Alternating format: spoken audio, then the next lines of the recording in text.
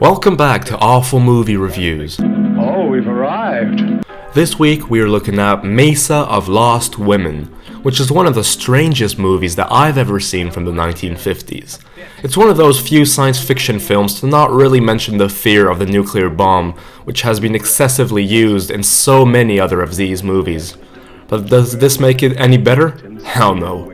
It starts out with a narrator who thinks that we can't figure out this movie for ourselves, and therefore feels the need to narrate everything. An American oil surveyor has chosen to explore this particular terrible corner of the earth. This surveyor can hardly credit his eyes.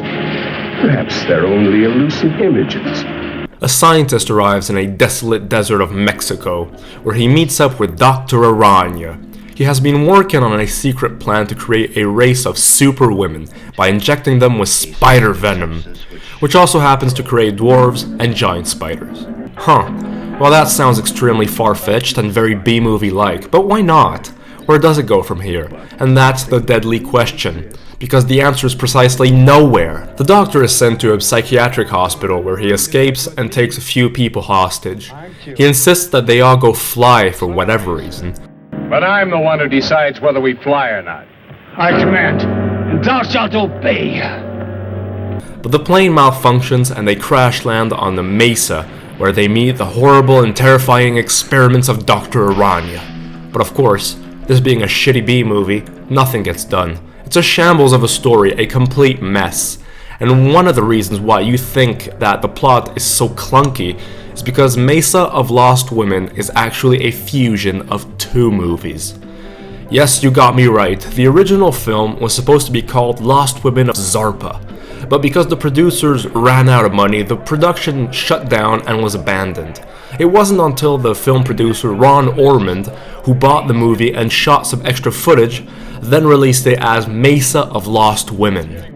So this partly explains why the story is such a catastrophe and a jumbled mess. But the movie does star Jackie Coogan, best famous as the Kid in Charlie Chaplin's The Kid.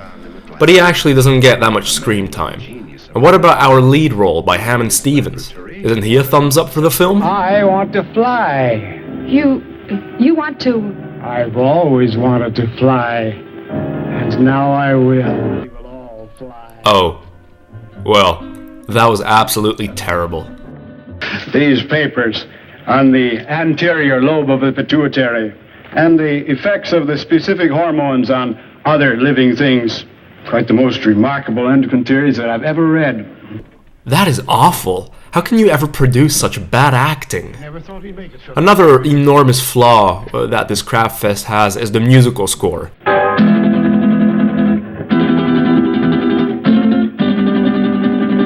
Now, don't get me wrong, the score itself is actually good. The problem is that it's always constantly played during the whole movie, whether you need it or not. When there's supposed to be an intense scene, this music plays. When the characters just babble, the music still plays. Ah!